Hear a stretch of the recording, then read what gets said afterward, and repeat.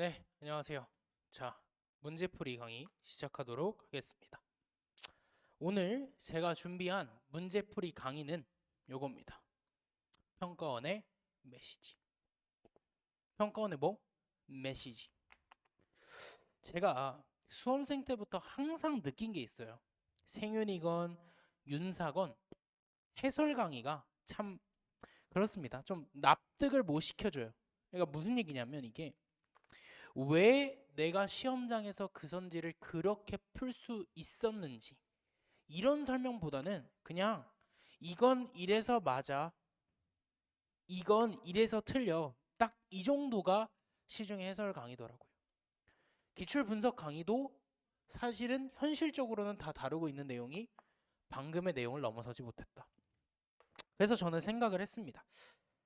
진짜 수험생들한테 도움이 되는 문제풀이 강의가 뭘까? 그리고 도출해낸 게 이겁니다. 평가원의 메시지. 아니 그러면 평가원의 메시지라는 게 대체 뭐길래 계속 이러냐? 이거예요 결국. 미리 좀 얘기를 하고 가자고 하면 보세요 여러분들. 평가원이요. 이럽니다. 대부분 구조가. 6평 때 어떤 공부할 거리를 하나 줘요. 그게 옛날 기출에 나온 거든 아니면 EBS에 나온 거든 아니면 정말 원전에 있었던 깡 밑줄제 소재든 6평에서 뭔가 모를 만한 내용들을 던져줍니다. 오케이. 그 다음 9평에서 다시 또 여러분들이 모를 만한 내용들을 던져줘요. 오케이. 그리고 나서 수능날 냅니다. 뭐를 토대로?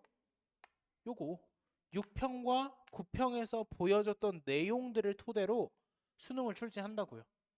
그럼 수능날에는 상대적으로 뭐가 떨어지냐면 미출제 있죠. 미출제 요소라고 할 만한 게 사실상 거의 없어요. 왜? 왜? 다 어디서 나왔거든? 새로운 건 6평과 9평에서 나왔거든. 그죠? 근데 여러분들이 수능 문제를 풀잖아요. 그러면 되게 시험지가 어떻게 느껴지냐면 기존 사설이나 기존 6평과 9평이랑은 또 다른 느낌이거든요. 무슨 얘기냐면 굉장히 낯설게 느껴져요. 낯설음. 그죠? 그렇게 하고 여러분들이 뭐 수능을 보건 아니면 실제 그냥 집에서 기출문제를 풀고 나서 해설 강의를 들으러 가봅니다. 해설 강의. 근데 어떤 특징이 있냐? 해설을 봐도 강사 설명을 들으면 그 선지가 이해는 가. 아, 이래서 맞구나. 이래서 틀리구나. 이런 정오 판단 정도는 가능하다고요. 강의를 들으면. 근데 뭐가 문제냐면 결국 저도 수험생 때부터 항상 고민했던 부분인데 요런 지금 시중의 해설 강의는 뭐가 문제냐면 그 문제를 그래서 다음엔 내가 어떻게 맞출 수 있는데에 대한 해법을 제시하지 않아요. 대부분의 해법이 뭐냐? 내 커리를 열심히 따라와라. 이런 심화 강의를 들어라. EBS를 풀어라. 이 정도만 딱 제시를 합니다. 오케이? 근데 저는 그거에 대해서 좀 회의적이에요. 그래서 저는 어떻게 했냐면 기출 문제를 처음부터 다 다시 뜯었어요. 실제로. 그 결과 수험생 때, 이건 사실 반수 때 얻었던 깨달음인데, 아, 평가원이 전부 다 뭐 해놨구나? 수능 문제에 6평과 9평을 통한 메시지를 주는구나. 혹은 뭐 시그널을 주는구나. 이런 결론에 도달했습니다. 알겠죠? 그래서 오늘 뭐 할 거냐? 100분 동안 요거 찾기 훈련할 겁니다. 알겠죠? 요거 찾는 모습을 제가 보여드릴 테니 여러분들은 요런 것들을 반복해서 해보시고 앞으로 올해 기출문제에서도 이런 과정들을 거치면 수능날 다른 사람들은 낯설어 하는 선지가 어떻게 느껴질 거냐면 야 당연히 맞잖아 이런 식으로 문제가 풀리게 될 거예요. 오케이? 그래서 그거에 관한 얘기를 좀 하겠다라고 생각을 해주시면 될 것 같습니다. 그럼 생윤 문제풀이법. 그래서 어떻게 풀어야 되는가 문제를 봅시다. 가장 먼저 찾아야 할 선지는 일단 첫 번째 빈출선지입니다. 그리고 옆에 제가 뭐라 써놨죠? 실력이 늘수록 이런 선지들이 많이 보입니다. 이게 무슨 얘기인지 한번 생각을 해보세요. 여러분들이 개념을 처음 배워요. 그러면 문제를 풀 때 고난도 선지가 나오잖아. 그러면 이런 생각이 든다. 엥? 이건 뭐야? 이런 뭔가 개념적 차원에서 본인이 모르는 게 나옵니다. 근데 시간이 점점 흐르잖아요. 그러면 대부분 다 선지들이 비슷비슷하게 느껴져요. 왜? 기출도 풀었고 기출을 변형한 사설도 풀었고 연계교재도 풀었으니까. 오케이. 그럼 제가 제시하는 건 이거예요. 선지가 예를 들어서 뭐 보기, 기니디 뭐 이런 식으로 나오는 문제들 있잖아. 선지 쭉 있고. 그런 거에서 내가 기억이 확실히 빈출 선지라는 걸 알아. 그럼 기억은 지우자고. 기억에서 힘 빼지 말고. 근데 니은도 빈출 선지인 것 같아. 그럼 니은이 지워. 그럼 보여야지. 평가원 이 문제 왜 낸 거야? 지금 이 구조면? 얘 물어보려고. 오케이? 그리고 얘 풀 때 어떻게 해야 되나요? 라고 물으면 이겁니다. 올해의 평가원의 메시지를 기억하라. 뭐라고? 이렇게 디귿 선지가 하나 나왔어. 내가 빈출 선지, 실력에 따라 이 빈출 선지가 다르게 보일 거야. 그래서 열심히 공부해야 되는 건 맞아. 기출 문제들을. 왜? 누군가는 이걸 당연히 맞는 선지다라고 판단하고 지워서 유리하게 시험을 운영해 나가는데 누구는 나 처음 보는데? 하면 그만큼 머리를 많이 써야 돼서 열심히 공부해야 되는 건 맞아. 당연히. 그래서 우리의 목표는 실력을 늘려서 이러한 선지들을 최대한 많이 찾자. 그리고 중요한 거 선지가 하나 남았을 때 뭐 하자? 올해 평가원의 메시지를 기억하자. 오케이? 뭐냐? 이거예요. 그 해에 6평과 9평을 떠올려 보라고 제발. 디귿 선지가 하나 남았어. 누가 봐도 얘로 변별이 돼. 누가 봐도. 그럼 디귿 문제를 풀 때 올해 6평과 9평에서 그 단원에 뭐가 남았었지? 제시문에 뭐가 있었지? 선지의 구성 방식이 어땠지? 그 다음에 또 선지에서 무슨 내용을 물어봤지? 이런 것들을 떠올려 보라고. 다시 정리할게. 실력을 1단계로 늘리세요. 개념 강의를 열심히 듣고 기출문제 열심히 풀고 EBS 열심히 해서 실력을 늘리세요. 그래서 우리의 1차 목표는 뭐냐면 이거야. 빈출 선지가 많이 보여야 된다고. 누군가는 홉스의 자연 상태에서 부정의의 개념이 없다. 부정의가 난무하는 전쟁 상태다. 자연 상태는 이런 선지를 보고 누군가는 그냥 쉽게 X 이거 빈출이잖아 이러고 넘어가고 누군가는 그거부터 고민을 한다니까. 근데 우리가 후자가 되면 안 될 거 아니야. 그러니까 뭐 하자? 전자에서 빈출 선지를 최대한 많이 찾아 놓자. 그리고 선지가 하나 남았을 때 요 선지를 뜯을 때는 요상한 생각을 하는 게 아니라 올해 6평과 9평에서 출제되었던 평가원의 메시지를 기억하는 겁니다. 아니면 사실 이런 경우는 거의 없어. 적어줄게. 올해 6평과 9평의 메시지를 기억하면 정말 대부분 풀려요. 대부분 풀림. 근데 정말 극단적인 경우에 이런 경우도 있겠지. EBS 안 푼 애들을 벌 주는 거야, 평가원이. 그러면 그때는 우리 뭐 하는 거야? 6, 9평을 봐도 아무리 6, 9평을 떠올려도 얘랑 전혀 연관이 없어 보여. 그러면 그때 뭐 한다? 그 해에 EBS를 떠올리는 거야. 여기까지 납득돼요? 오케이. 근데 여기까지 했는데도 뭐가 도출이 안 돼. 그럼 뭐 하냐면 그때 이거 하는 거야. 여기 잠깐만. 요거 제시문과 연결하는 거야. 이걸 기억해야 돼. 자, 다시 오늘 100분 동안 여러 가지 문제를 풀 건데 다 이렇게 풀 거야. 6평과 9평으로 대부분의 선지가 해결될 거고 그래도 안 되면 제시문을 볼게. 오늘은. 왜냐면 우리가 그 당시에 EBS까지 보기는 어려우니까 얘는 잠깐 킵해두고 이건 올해 현장에서 쓰기로 하고 아니면 올해 컨텐츠에서 쓰기로 하고 일단 오늘은 요거랑 요거 위주로 좀 수업을 해볼게요. 오케이? 됐지? 선지가 하나 남았을 때 빈출 선지를 지운다. 그리고 선지가 하나 남았을 때 올해의 6평과 9평을 떠올려. 그럼 대부분 다 풀려. 그래도 모르겠네. 올해 EBS. 그래도 안 풀리네. 제시문과 대응시켜봐. 그러면 풀릴 거야. 오케이? 요 얘기를 좀 해볼게요. 됐죠? 오케이. 가봅시다. 소거법 써야 할까? 결론 예스. 소거법은 왜 쓴다? 실력이 늘어서 빈출 선지를 지워. 그러면 평가원이 자연스럽게 뭐 한다? 평가원이 이 문제 변별하려고 만들었을 때, 이 문제 변별 문제로 만들었을 때 그 문제를 변별력 있는 문제로 만들어주는 선지가 보인다고, 소거법을 쓰면. 오케이? 그럼 그 선지에 우리가 조금 더 뭐 할 수 있을까? 집중할 수 있겠지. 그래서 소거법 쓰라는 겁니다. 됐죠? 당연히 분석할 때는 모든 선지 꼼꼼히 해야지. 실전 문제 풀이 얘기잖아. 오케이? 됐어. 그럼 오늘 강의 순서.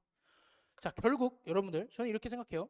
결국 오늘 문제 풀이에서 제가 증명을 해야 되죠. 여러분들 앞에서. 뭘요? 실제 킬러가 이렇게 풀린다라는 걸. 오케이?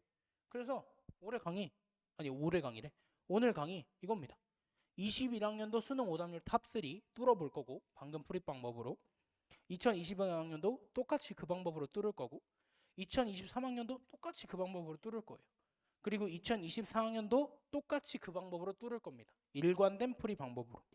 그리고 하나 더. 역대 기출 중에서 요거 제시문 독해가 조금 중요했던 문항들. 그러니까 아까 말했던 제가 6구평을 떠올려, 6구평이 안 되면 EBS를 떠올려, 그래도 안 되면 제시문과 1대1 대응시켜에 그 문항들을 조금 따로 별도로 정리해 볼게요. 왜냐면 요거는요, 사실 이렇게 해볼까? 사설에서 경험하기가 조금 힘든 선지야. 경험하기가 조금 어려워요. 경험하기 어려운 선지야. 왜? 요런 정말 기가 막힌 1대1 대응 선지들은 진짜 교수님들만 만들 수 있다고 생각하기 때문에 경험하기 어려운 분야라서 오늘 요거 하고 시간 되는 데까지 요거 문항들 한번 다뤄보도록 하겠습니다. 오케이, 됐죠? 그러면 좋아. 본격적으로 한번 시작해 보도록 합시다. 봅시다. 2021학년도 수능 기출 분석 오답률 3위 문항입니다. 제가 고3 때 얘기네요. 고3 때 문제. 수능 현장에서 고3 때 풀었어. 근데 우리 지금 요 문제 바로 안 풀 거고 뭐 할 거냐면, 내가 뭐 하자 했지? 평가원의 메시지를 찾자 했지? 자, 우리 이렇게 하는 거야. 수능 문제 풀 때 수능 문제 있다가 오답률 높은 것들 쭉 몰아서 풀 텐데, 그때 우리 아이디어의 영감, 문제풀이 아이디어의 영감을 어디서 얻을 거냐면 그해 6평과 9평에서 얻을 거야. 내 말이 앞설 때? 오케이. 그렇게 풀어보자고요. 됐죠? 가봅시다. 6평이야. 근데 제가 사기꾼이 아니니까 이러진 않을게요. 수능에 미리 나온 걸 막 6평과 9평이랑 억지로 끼워 맞춰서 그런 식으로 풀이하진 않을게요.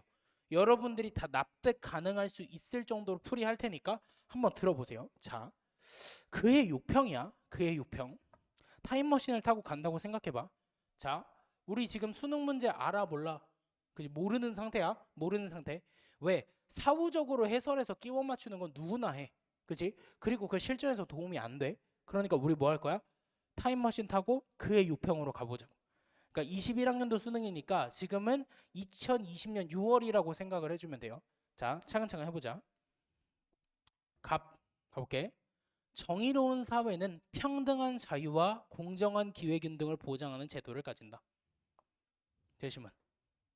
여기서 분석할 만한 거 뭐가 있을까?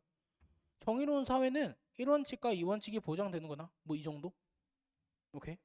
이러한 제도의 체계에서 처지가 나은 자들의 뭐가 보다 높은 기대치가 정당화되는 유일한 조건은 그 사회 최소 수혜자들의 기대치를 향상시키는 것이다. 이렇게 나와 있네. 자, 가보자. 요거 처음에 읽었잖아 우리가. 그러면 그냥 요 정도 느낌 들 것 같은데, 차등의 원칙 얘기인가? 요런 정도의 느낌 들 것 같아. 맞아, 차등의 원칙 얘기가 맞아. 근데 우리 조금 더 그의 6평이니까 메시지를 찾기 위해선 그게 실제로 있다가 수능 문제 나오든 안 나오든 다 정리해야 되니까 기대치에 관한 얘기를 조금 정리해 볼게. 롤스가 생각하는 기대치는 뭐냐면요, 이렇게 생각하면 돼요. 인생에 죄송합니다. 잠깐만. 이렇게 쓸게. 가보자. 인생의 전망 정도다라고 생각을 해주면 돼. 그럼 생각해봐. 봐봐. 내가 금수저야. 옆에는 흙수저야. 누구의 인생 전망에 대한 기대치가 높을까? 그치? 당연히 금수저의 인생 전망이 높을 거야. 오케이? 그래서 롤스가 말하는 거야.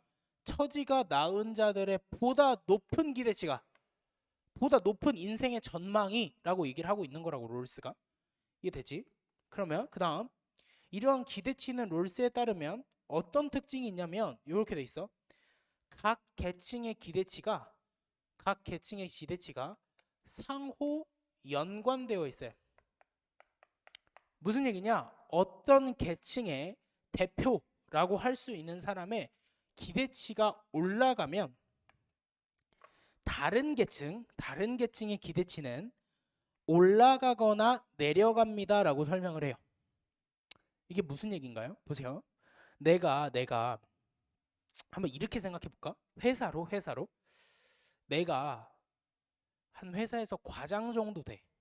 오케이? 과장 정도 되는데 이번에 인턴들의 최저임금이 올라간대. 오케이? 인턴 집단의 대표자의 월급 최저임금이 올라간대. 그러면 과장인 나의 월급도 당연히 뭐 하다고 생각할까? 오른다라는 뭘 가지겠어? 기대치를 가지겠지. 그러니까 뭐 하는 거야? 이러한 기대치들은 상호 연관되어 있다고. 여기까지 되죠? 오케이. 기대치라는 건 서로 연관되어 있어. 그럼 또 분석할 만한 거. 근데 롤스는 이렇게 얘기해. 봐봐. 최대 수혜자들 있지. 그러니까 여기서 말하는 처지가 나은 자들이 보다 높은 기대치를 가질 텐데 그러한 기대치가 정당화되려면 최소 수혜자들의 기대치도 그만큼 증가되어야 한다라고 얘기를 해. 다시 정리 들어갈게. 최대 수혜자들의 기대치가 이만큼 증가했잖아? 그러면 최소 수혜자들의 기대치도 그만큼 증가해야 된다고. 같이 움직여야 된다고. 그게 자동의 원칙이랑 관련이 있을 거고. 이렇게 얘기를 한다고, 롤스가. 그래서 요지시문의 내용은 뭐냐? 결국 처지가 나은 자들의 보다 높은 기대치가 정당화되려면 뭐 해야 된다? 그 사회의 최소 수혜자들의 기대치를 향상시켜야 된다라고 얘기를 하는 거라고요. 여기까지 앞에 됐죠? 오케이. 우리 제시문에서 뽑을 수 있는 거 다 뽑은 것 같아. 넘어가 봅시다. 그 다음, 취득에서의 정의의 원리에 의해 소유물을 취득한 자는 그에 대한 소유 권리를 가진대. 오케이. 그럼 요거랑 관련해서는 정리해보면 노직은 정의의 원리로 뭐를 얘기하냐면 취득의 원리를 일단 얘기를 하죠. 취득의 원리를 얘기하고 그 다음에 이전의 원리를 얘기합니다. 그리고 뭘 얘기하죠? 교정의 원리를 얘기해요. 근데 얘가 위반되었을 때 그걸 사용하는 원리니까 결국 기본적으로 사물에 대한 소유 권리는 어디와 어디에서 나오는 거야? 메인이 되는 건 여기와 여기서 나오는 거야. 그래서 제시문에서 뭐라 한 거냐? 요 둘 중에서 요 놈에 의해서 소유물을 취득했어. 내가 정당하게 취득했어. 그럼 그거에 대해서 소유 권리를 가진대요. 첫 번째 내용. 그럼 두 번째. 자연적 자산의 경우에도 우리의 재능 같은 경우에도 개인들은 이거 봐봐. 자연적 자산 같은 경우에도 개인들은 그것에 대해서 뭘 가진대? 소유 권리를 가진대. 오케이. 그럼 노직은 말하는 거야. 취득과 이전에 의해서도 소유 권리 가질 수 있고 또 하나 더. 뭐? 자연적 자산. 도에도 우리가 뭘 가진다? 소유 권리를 갖는다. 이것도 내 거라고. 축구 잘하면 그거 내 거라고. 오케이. 그리고 이로부터 나온 것도 내가 축구로 번 돈도 뭐하다고? 그러하다고. 오케이. 그러면 노직의 입장에서 정리할 건 요 정도. 취득과 이전 교정의 원리에 의해서 뭐 할 수 있구나? 소유 권리를 가질 수 있구나. 그 중에서 메인이 되는 건 당연히 얘네 둘일 거고. 그 다음에 자연적 자산 같은 경우에도 개인들은 그것에 대해 소유 권리를 가지니까 이거 누구 거? 내 거. 그리고 여기서부터 나온 돈 같은 거, 돈, 명예 이런 것도 당연히 누구 거가 되겠어? 당연히 내 거다라고 얘기하는 게 노직의 주장이 되겠죠. 오케이. 제시문에서 뽑을 수 있는 거 다 뽑은 것 같아요. 오케이. 굿. 제시문에서 뽑은 거 다 뽑은 것 같아. 오케이. 나 지금 수능 문제 관련된 내용 전혀 언급 안 하고 정말 그 당시에 타임머신 타고 돌아가도 딱 요 정도밖에 못 뽑아냈을 것 같아요. 이해되죠? 선지 봅시다. 능력과 재능이 유사하다면 성공의 기회도 유사해야 된다. 일단 요 선지는 맞게 출제가 됐어요. 왜 그러냐? 요게 뭐예요? 공정한 기회 균등의 원칙이 됩니다. 오케이? 내가 어떤 포부랑 내가 성공하고자 하는 그런 것들이 다 같아. 어떤 사람이나 능력과 재능도 유사하고 그런데 내가 어떤 사회적 계급에 처했다는 이유로 그 인생의 전망이 달라지면 되는 거야, 안 되는 거야? 안 되는 거지. 그게 뭐야? 공정한 기회 균등의 원칙이야. 오케이? 그래서 능력과 재능이 유사하다면 성공의 기회도 유사해야 된다. 아, 요거는 정의의 원칙 중에서 공정한 기회 균등의 원칙이랑 관련이 있고, 요 공정한 기회 균등의 원칙은 뭐를? 실질적인 기회 균등을 추구하는구나 라고 정리를 했을 것 같아요. 이선 뽑아낼 수 있을까? 뭐? 없을 것 같아. 오케이. 내가 수능 문제를 알아도 아는 상태지만 당연히 지금은 2024년이니까 당연히 아는 시점이지만 그 당시로 타임머신 타고 돌아가도 이 정도 뽑았을 것 같아. 납득되죠? 좋아. 그 다음 최소 수혜자의 처지를 개선하는 사회적 불평등은 정당화될 수 있다. 이것도 맞는 선지로 출제되었어요. 자, 봅시다. 사회적 불평등은 정당화될 수 있다. 일단 이건 당연히 맞아. 롤스나 노직이나. 근데 롤스는 요게 정당화되는 조건으로 재시문에서도 추론 가능하지만 뭘 얘기하는 거야? 요거 하는 사회적 불평등은 정당화될 수 있대. 즉 다른 말로 뭐야? 차등의 원칙을 만족시켜서 나의 기대치가 올라간 만큼 최소 수혜자의 기대치도 올라가게 해주면 뭐 된다? 사회적 불평등이 정당화될 수 있다라는 거죠. 오케이. 오, 납득돼. 그 다음 또 가보자.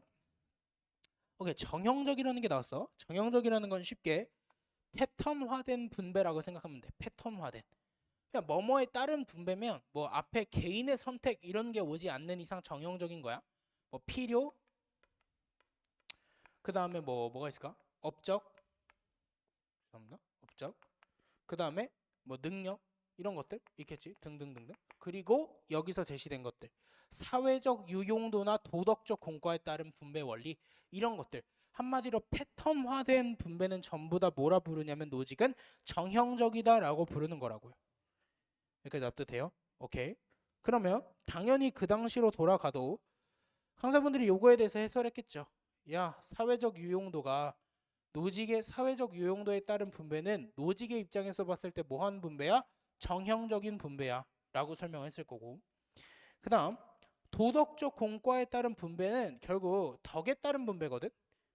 그런 것도 역시 뭐야? 정형적이야 라고 설명을 하셨을 거라고 강사분들이. 맞지? 그래서 나도 하는 거야 실제로. 됐지? 오케이. 근데 노직은 결론 이러한 정형적 분배는 뭐하다고 봤지? 노직은 개인의 뭐를? 소유 권리를 뭐한다고 본 거야? 침해한다고 본 거야. 개인의 소유 권리를 침해한다고 본 거라고. 오케이. 개인의 소유 권리 침해한다. 요 정도 뽑아낼 수 있을 것 같은데요. 이렇게 납득되지? 그 다음 두 번째 가보자. 또 4번 선지. 분배의 정당성은 분배된 결과보다는 역사적 과정에 달려있다. 절차적 정의의 내용이니까 당연히 노직의 입장에서 맞을 거고, 하나 더 뽑아낸다면 그래서 노직은 역사적 분배를 중요시했구나. 그래서 3번과 4번 선지를 연결하면 결국 노직이 주장했던 분배는 결국 어떤 특징이 있구나. 비정형적이고 그 다음에 또 뭐 한 분배? 역사적인 분배를 노직은 주장했구나. 이렇게 정리를 할 수가 있겠죠. 되죠? 좋아요. 오케이. 그럼 다 맞았어요. 1번부터 4번까지. 분석 끝났어. 5번. 정당한 분배는 선천적 재능에 비례하는 보상을 제공하는 거다. 이건 둘 다 X예요. 왜? 롤스가 이거에 비례해서 하라 해? 아니지. 정당한 분배는 뭐야? 정의의 원칙을 만족시키는 거야. 그러니까 이런 비례해서 제공하면 안 되겠지. 또 노직은 마찬가지로 이렇게 선천적 재능에 비례하는 보상을 제공하는 것도 뭐라고 부를 거냐면 당연히 노직은 정형적이다라고 보겠지. 오케이? 여기까지 납득되지? 그리고 제시문에 있었던 거 하나 더. 근데 cautious 조심해야 돼. 선천적 재능 요거에 관해서 노직이 말했어. 제시문에서 뭐라고? 이거 내 거, 이거로부터 유출된 것도 내 거라고. 오케이. 여기까지. 다시 내가 그 시점으로 돌아가도 이 정도밖에 못 뽑아냈을 것 같아요. 오케이. 됐죠? 오케이. 6평 문제. 지금부터 제가 10초 드릴 테니까 요거 지금 머릿속에 싹 스캔해 주세요. 그래야 수능이 어떻게 풀려야 되는지 보입니다. 10초.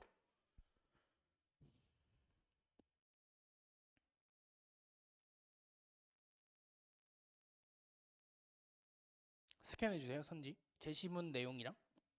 오케이. 좋아요. 6평. 9평 가봅시다. 9평. 오케이. 그해 9평에 뭐가 나오는지 한번 보자. 분배적 정의의 중심 문제는 사회적 체제의 선택이다. 오케이. 분배적 정의에서 핵심이 되는 건 그 사회가 어떤 체제를 선택할지래. 오케이. 좋아. 정의의 원칙들은 기본 구조에 적용돼. 그 주요 제도들이 하나의 체계로 결합되는 방식을 규제하는 거래. 공정으로서의 정의. 나왔네. 롤스네. 오케이. 요 이념은 이러한 우연성들을 처리하기 위해서 순수한 절차적 정의의 관념을 이해하고 있대. 그러면 얘가 롤스라는 걸 알아도 우리가 분석을 할 거 아니야. 분석을. 그럼 분석을 한번 해보자고. 일단 정의의 원칙들을 얘기하기 전에 롤스의 입장에서 정의의 1차적 주제가 뭐예요, 여러분들? 이걸 설명하셨을 거야, 분명히. 다른 강사분들도. 그럼 정의의 1차적 주제가 뭐야? 라고 얘기하면 딱 요렇게 대답하면 돼. 사회의 기본 구조입니다. 딱 요 정도로 얘기해 주면 돼. 오케이? 됐지? 됐어? 그리고 요 사회의 기본 구조에 적용되는 게 뭐래? 지금 정의의 원칙들이래. 됐지? 그리고 이러한 사회가 우연성들을 어떻게 처리하는지가 결국 정의의 여부를 결정할 텐데, 롤스가 주장하는 공정으로서의 정의는 그러한 우연성들을 처리하기 위해서 뭘 쓰고 있대?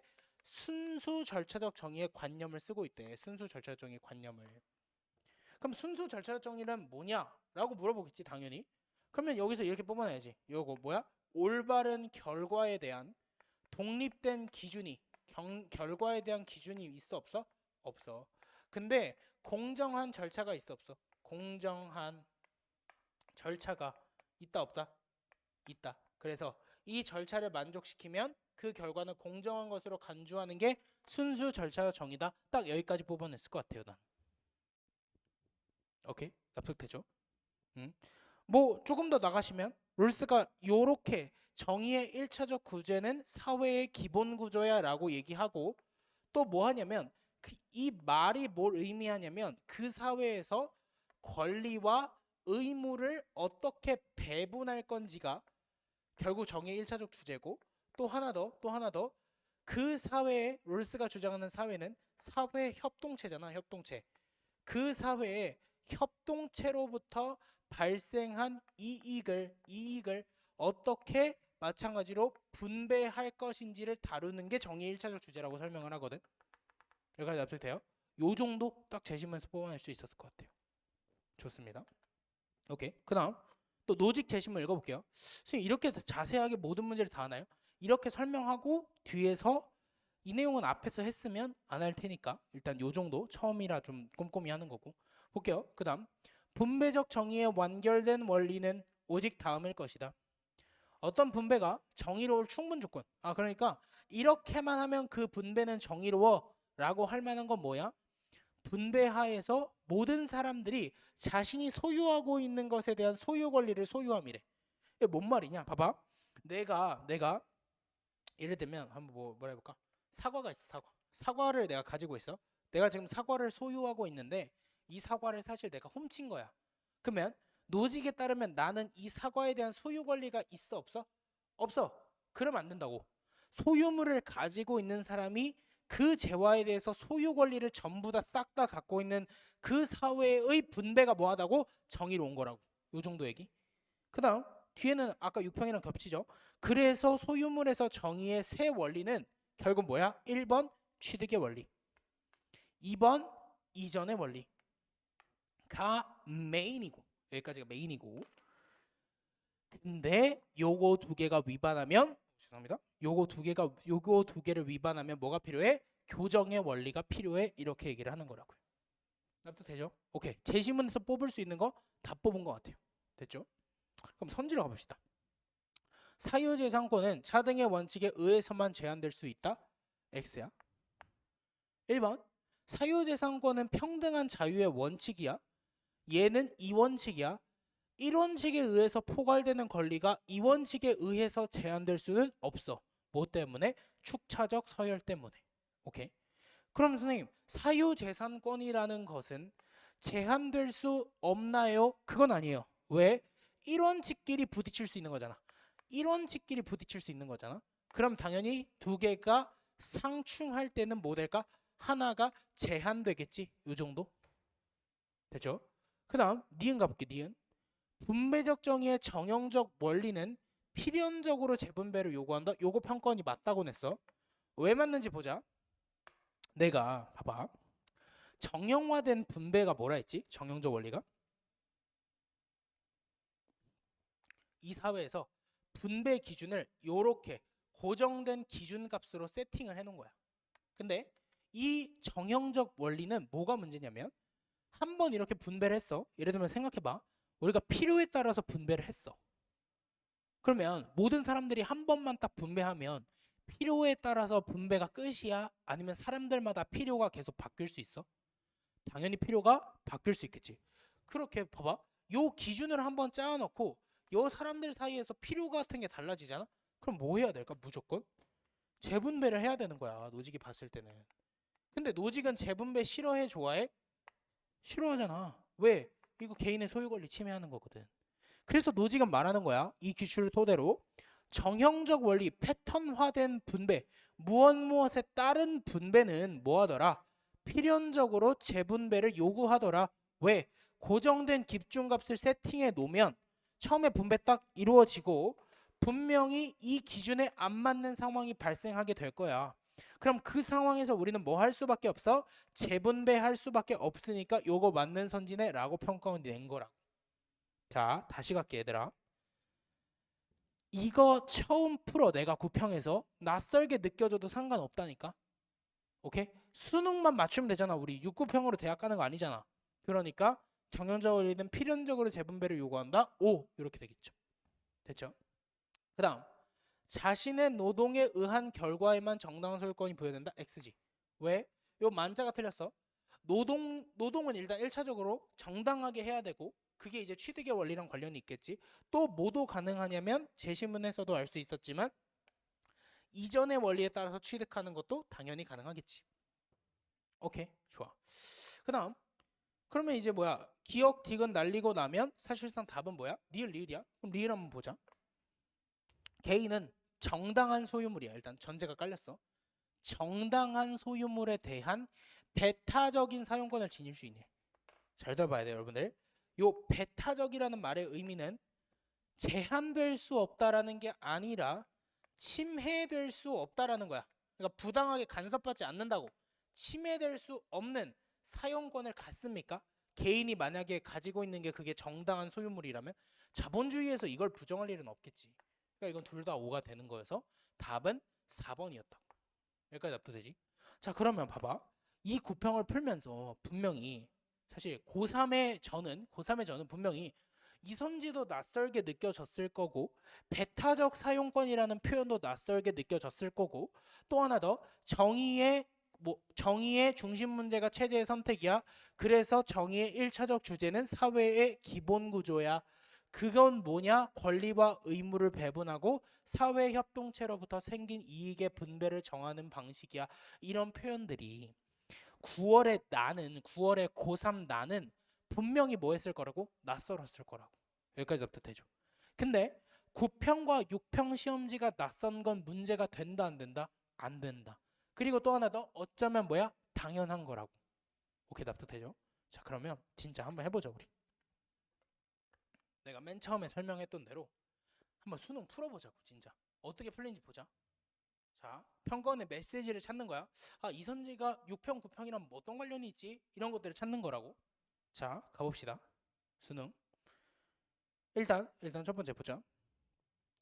일단 수능 현장에서 이 제시문을 방금 내가 6평과 9평 분석하듯이 분석하는 건 불가능해. 현장에서는 일단 1차적으로는 그냥 누군지 찾는 거야. 취득과 이전 교정의 과정. 오케이. 그러니까 얘는 누가 되는 거야? 당연히 노직이 되겠네. 되지? 그런데 뭐 그냥 공리주의는 이런 것들을 간과한다. 사회적 유용도에 따른 분배는 정형적이래. 그 내용이랑 관련이 있어 보여. 요 정도. 납득돼요? 요 정도 딱. 그다음 사회의 기본 구조는 정의의 원칙들의 순서에 따라 평등한 자유에 위배되지 않게 부의 불평등을 배정해야 된대. 아, 1원칙이 2원칙에 우선한데 이 정도. 그런데 공리주의는 사회의 기본 구조의 최우선을 원칙으로 공리주의를 사회 기본 구조의 최우선의 원칙으로 삼으면 후속하는 다른 기준들은 불필요하게 된대. 뭐 롤스? 잘 푸는 수험생이라면 이 각각의 내용이 각각의 제시문의 내용이 뭔지는 정확히 모르지만 한 요 정도. 둘 다 공리주의는 싫어하네. 이 정도. 요 정도는 솔직히 추론할 수 있잖아. 제시문에 있으니까. 아니 못 봤어도 돼. 노직이나 롤스라는 거 정도를 알았으면 돼. 우리의 선지풀이의 핵심은 그 해의 6평과 9평에서 평가원이 보여줬던 평가원의 메시지를 찾는 거라고. 메시지. 가보자. 일단 요 그림은 뭐 제가 한 컷에 담을 수가 없어서 한번 봐봅시다. 볼까? 자신의 노동이 투입되지 않은 결과물에 대해서도 소유할 권리가 허용될 수 있는가? 자, 요 선지에서 우리 뭐 할 거냐? 평가원 메시지 찾아보자. 디귿 선지 읽어볼래? 자신의 노동에 의한 결과에만 정당한 소유권이 부여된다. 노직 X로 풀었지 우리. 뭐가 달라? 표현이? 당연히 맞는 거 아니야? 같은 논리로 롤스도 당연히 맞겠지. 롤스도 뭐 이전을 반대하겠어? 뭐 다 같이 일만 해? 당연히 O 아니야? 그럼 일단 때려 죽여도 그림에 나와 있는 대로 A는 절대로 아니겠네. 그해 6평 9평이랑 선지가 똑같잖아요. 이게 평가원의 메시지라고. 이해돼요? 이걸 잘 찾아야 돼. 그래야 수능날 승리합니다. 알겠죠? 오케이. 그럼 기억은 아니야. 때려 죽여도. 됐어. 그 다음 분배받는 사람의 분배받는 사람의 도덕적 공과를 기준으로 삼는 분배는 정의의 원리에 위배되는가? 볼까?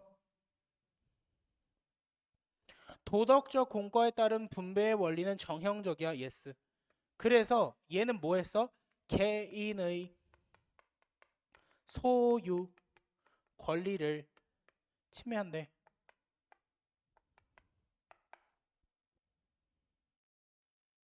분배 정 위배 되겠지. 개인의 소유 권리 침해하는데.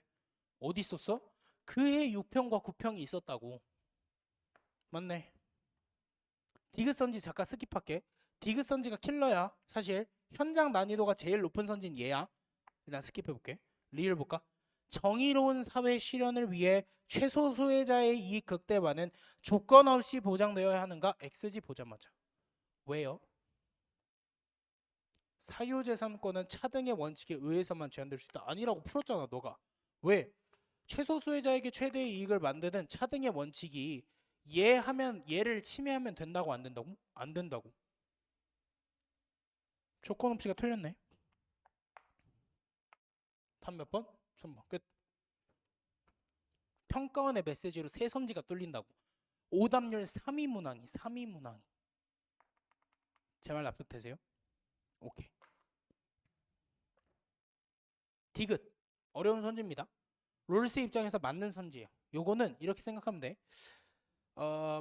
롤스가 주장하는 차등의 원칙은 모두에게 이익이 돼야 되지만 공리주의는 그냥 요 세 명의 합이 최대면 되기 때문에 3명이면 최대가 되기 때문에 얘가 막 갑자기 뭐 막 100억 이렇게 받는 거야. 그럼 사회 전체 합이 늘어나겠지. 일반적인 분배보다.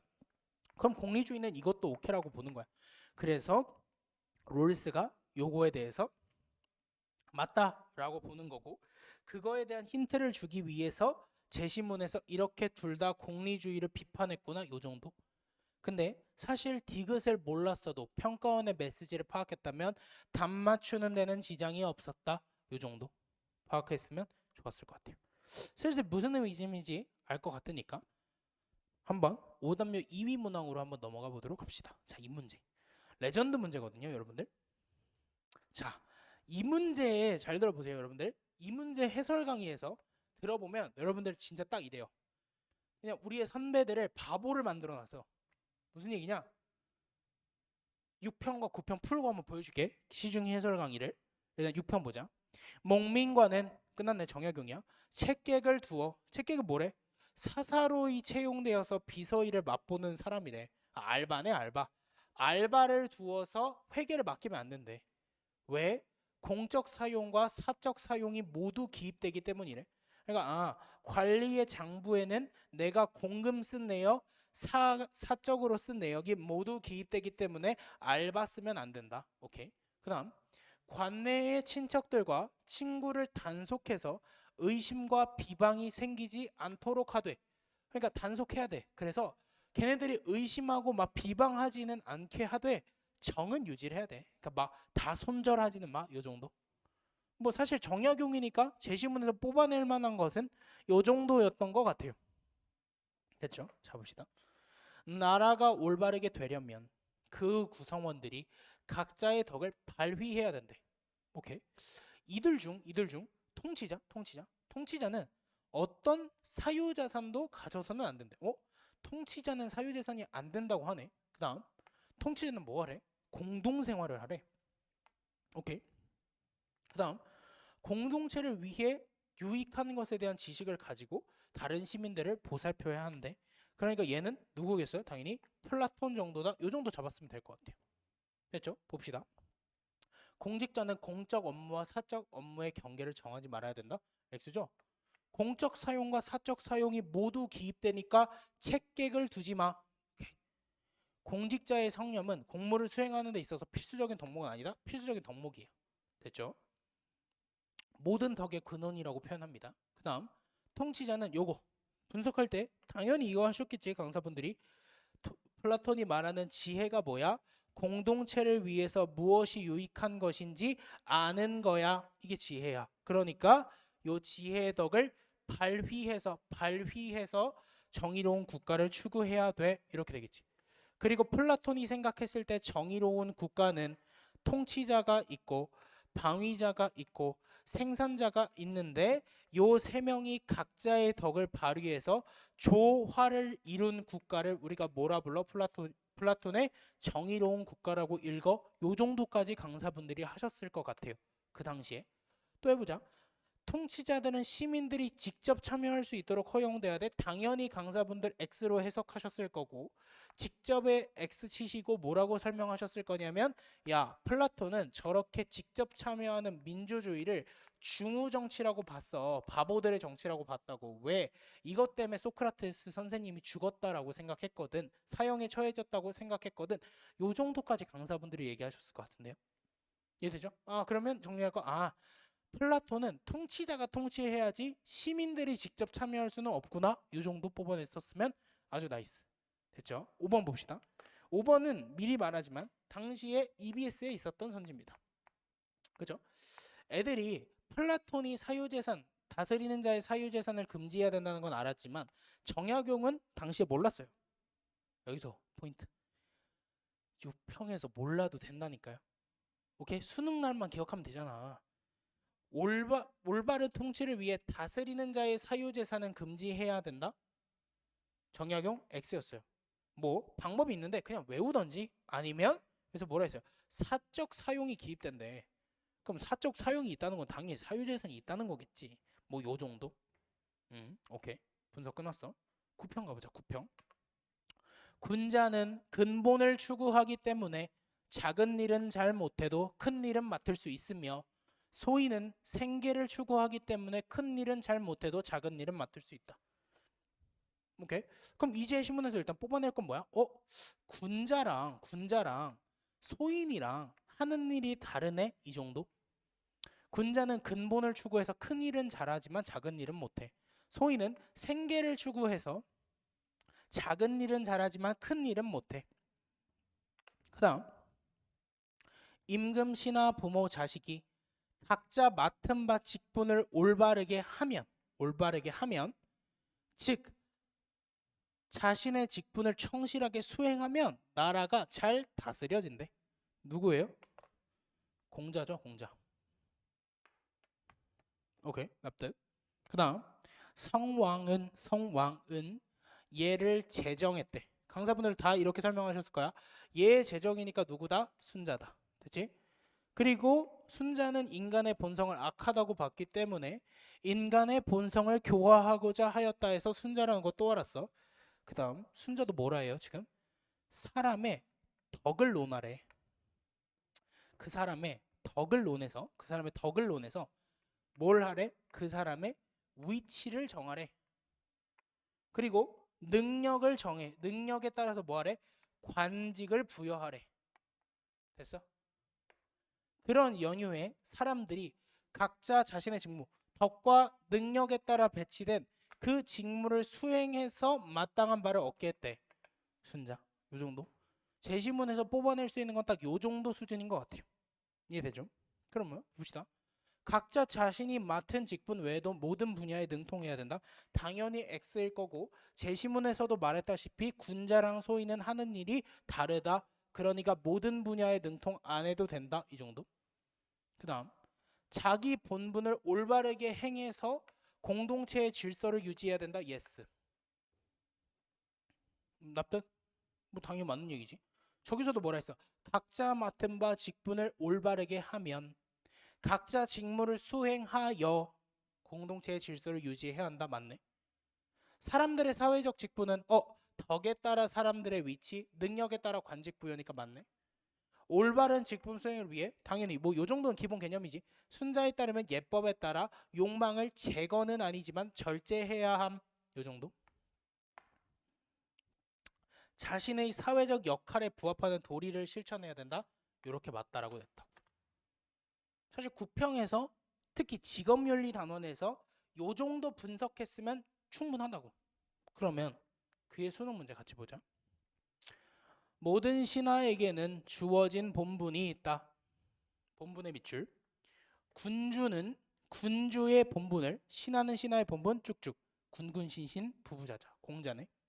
이 당시에 이 문제를 틀렸는데 갑이 공자인 걸 몰라서 틀렸어요. 이런 수험생들 없다니까. 됐지? 그 다음 통치자는 지혜를, 방위자는 용기를, 생산자는 절제를 발휘해서 여러 구성원들이 조화롭게 살아가는 걸 정의라 한대. 플라톤이지. 그리고 공통된 입장을 한번 고르래. 오케이. 자, 그러면 생각해야지. 여기서 볼까? 자, 사회적 직분에는 합당한 도덕적 덕목이 요구된다. 둘 다 맞아. 기억 맞네. 그러면 기억 맞으니까 기억 없는 거 날릴까? 누구나 자신의 직업을 선택할 수 있는 이거 어디 나왔었어 아까? 그지? 모든 분야에 능통할 필요는 없어. 두 번째, 플라톤 시민이 통치에 직접 참여하는 건 안 돼. 이거니까 얘는 X가 되겠죠. 그러니까 니은 뭐가 되는 거야? 당연히 틀렸다 이렇게 되는 거지. 여기서 공통된 입장은 둘 다 긍정으로 푸는 거야. 둘 다 긍정. 됐죠? 각자는 역할 수행에 필요한 덕을 갖추도록 노력해야 돼. 둘 다 맞지? 본분을 다해야 된대. 됐지? 오케이. 자, 대망의 이선지. 이선지 어떻게 해설할 거예요, 여러분들? 당시의 수험생들이 이걸 많이 틀렸거든? 이 표현 때문에 틀렸어. 근데 봐봐. 잘 들어야 돼, 얘들아. 이거를 시중 인강을 들어보면 다 어떻게 해석하냐면 이렇게 해석하세요. 야, 자연스럽게 이상국가가 실현되는 게 말이 되니? 역할 분담 끝나고 당연히 X지 하고 넘어가요. 그럼 이런 비슷한 선지 나오면 다음에 어떻게 대처할 건데? 그냥 상식선으로 생각하고 끝이다 이거야? 좀 너무 불안하지 않니? 그지? 지금 누가 봐도 얘가 저격 선지야. 이 문제를 지금 4번 찍어서 틀린 애들이 대다수지. 나머지 찍어서 얘가 오답률 2위가 된 문항이 아니잖아. 그럼 결국 우리의 등급을 결정지었던 거 요놈이잖아. 요놈 리을. 이거 어떻게 해설할 거냐고. 일부 시중교재는 뭐 플라톤의 최소 국가로 설명을 해. 이게 학습 목표였을까? 평가원에. 탐구해봐. 화이팅. 플라톤의 국가 정도는 읽어야지. 이 정도야? 이런 게 평가원이 요구한 걸까? 아니야. 평가원의 메시지를 파악했어야 된다니까. 봐보자. 6평. 왜 자연스럽게가 안 되는지 여러분들이 보세요. 나라가 올바르게 되려면 각자의 덕을 발휘하랬잖아. 평가원이. 발휘하랬잖아. 발휘. 각자 맡은 바 직분을 올바르게 하면 나라가 다스려진대잖아. 사회적 역할에 부합하는 도리들을 실천해야 된다잖아. 이게 6평과 9평에서 평가원이 강조한 내용이잖아요. 직분을 실천해야 돼. 본분 각자 직분을 올바르게 해야 돼. 사회적 역할에 부합하는 도리들을 실천해야 돼. 이 정도. 그리고 평가원이 물어본 겁니다.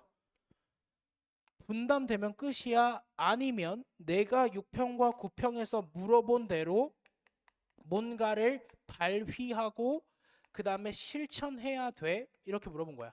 당연히 뭐 골라야 돼요, 여러분들. 6평과 9평에서 뭐를 냈는지를 떠올려 보라고. 이런 개선직 하나 남았을 때 거기에 분명히 평가원의 메시지가 있다니까. 아, 발휘랑 실천해야지 당연히. 그러니까 자연스럽게는 아니네. 이렇게 해설해야죠, 이 문제는.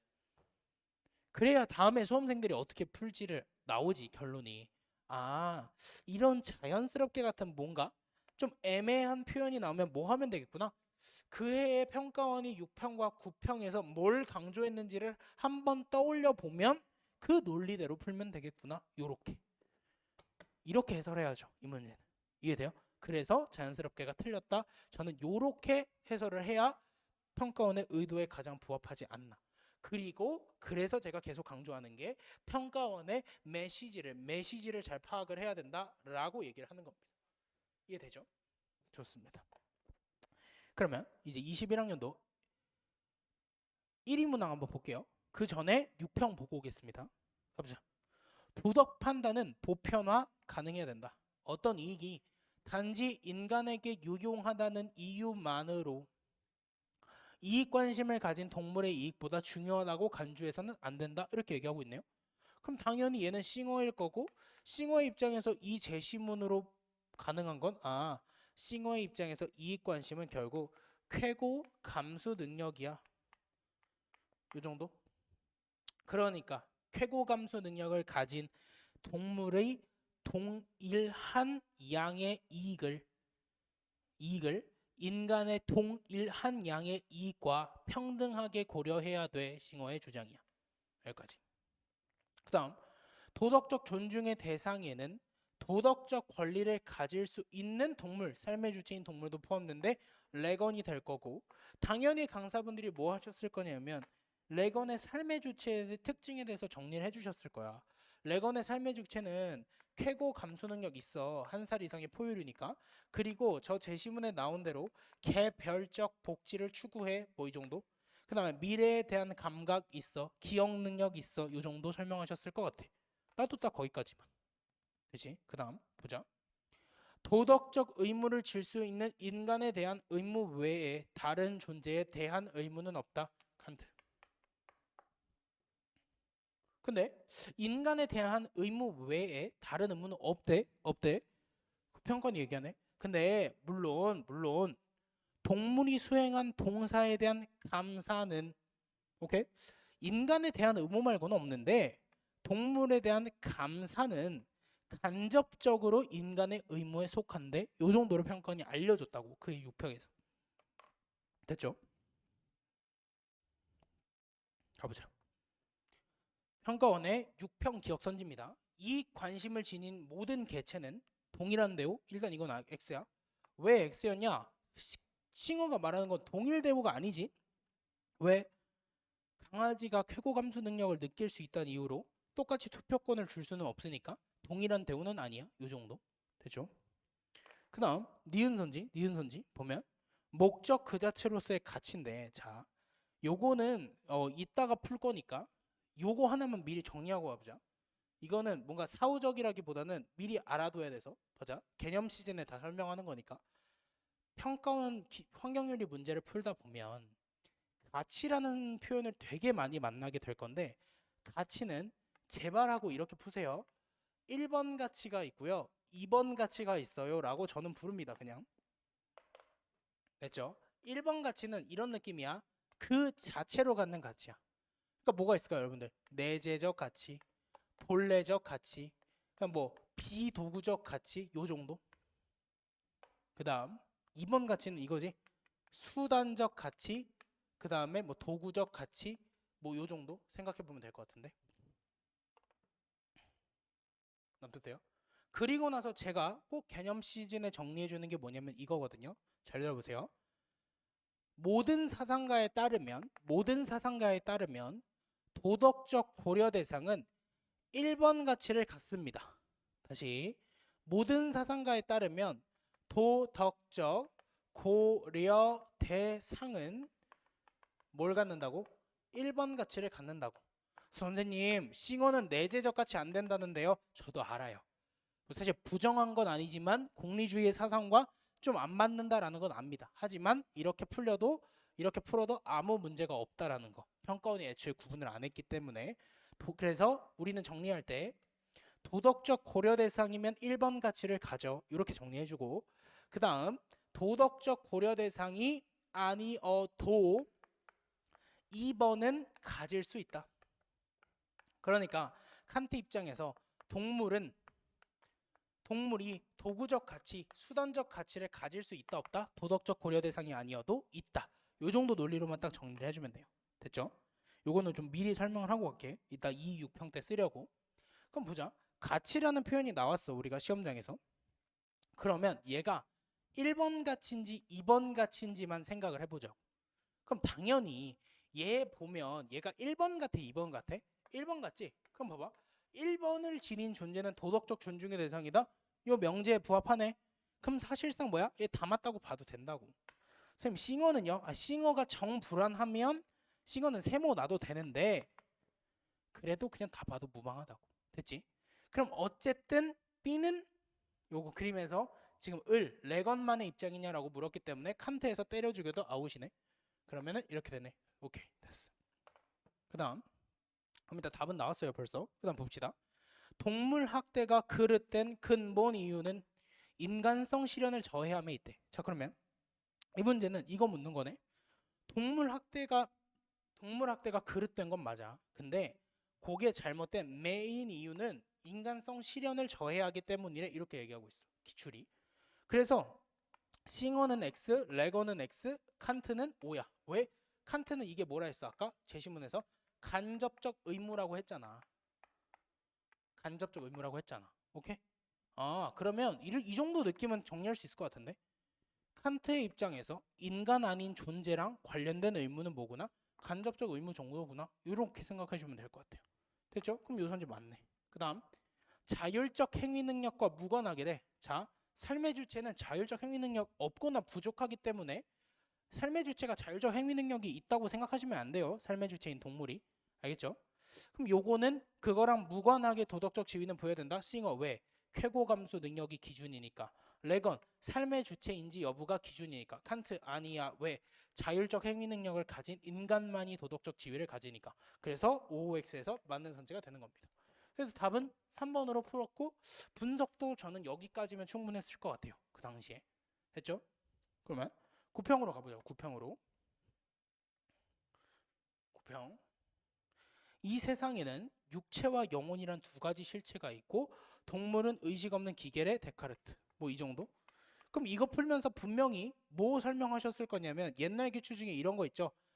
동물은 인간과 영혼이 결합된 단순한 기계일 뿐이다. 이런 선지를 분명히 강사분들이 설명을 하셨을 거예요. 근데 동물은 영혼은 없어. 이렇게 설명하고 넘어가셨겠죠. 그 다음에 얘는 레건입니다. 아까 설명했던 내용이니까 넘어갈게요. 그 다음 병 볼까? 병. 대지의 이용을 경제적 관점만이 아니라래. 여기서도 고찰해 라는 거야. 그럼 봐봐.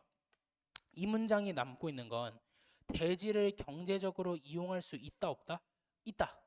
근데 그걸 그렇게만 보면 안 된다라는 거지. 윤리적으로 심미적으로도 봐야 된다. 이런 거가 될 거고.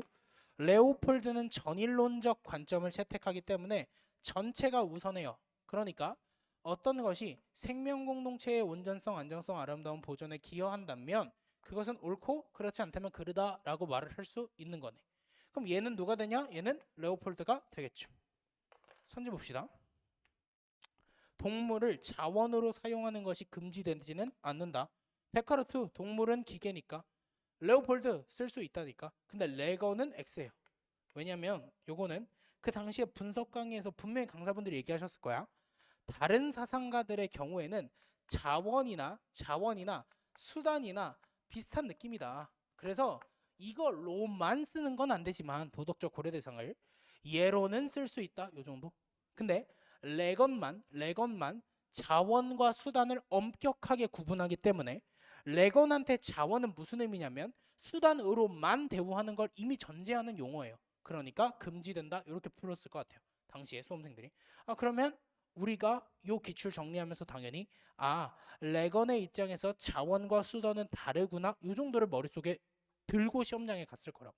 그 다음 사유 능력 여부로 어떤 존재의 도덕적 지위가 결정되지 않는다. 아니 데카르트는 그걸로 결정되는데 라고 얘기를 할 거고, 그 다음에 누구냐 앞에서 데카르트하고 레건이랑 레오폴드는 당연히 그걸로 결정되지는 않아 라고 얘기를 했겠죠. 그 다음 살아있는 모든 개체는 공동체의 일원인데 그 공동체를 도덕적 고려 대상인 공동체라고 봤으니까 얘는 누구만의 입장이라고 그 당시에도 해설을 했을 거냐면 레오폴드만의 입장이다. 레오폴드 입장에서 공동체는 그 자체로 도덕적 고려 대상이다. 딱 여기까지 설명했었을 거라고 강사분들이. 그지? 그러니까 이건 레오폴드만 맞는 선지가 될 거고 나머지 개체로는 X야. 이렇게 설명하셨겠죠. 그 다음 생명에 대한 권리는 결국 권리 문제니까 인간에게 한정된 특수한 권리가 아니다라고 하면 레건과 레오폴드 긍정, 데카르트 부정 이렇게 설명을 하셨을 거라고 강사분들이. 여기까지 납득되죠? 그러면 이 상태에서 우리 수능으로 가보자고. 수능에서 뭐 냈을까? 자 봅시다 여러분들.